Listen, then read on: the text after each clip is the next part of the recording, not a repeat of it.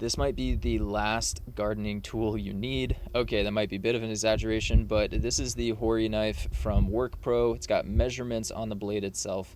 It's got a weed pulling tip, so a slot that I'll show you here in a second actually works really well for uprooting plants.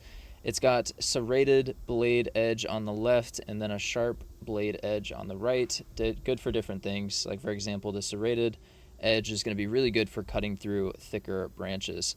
So whenever you actually dig this into the soil, it's really easy to actually just slice through roots underground.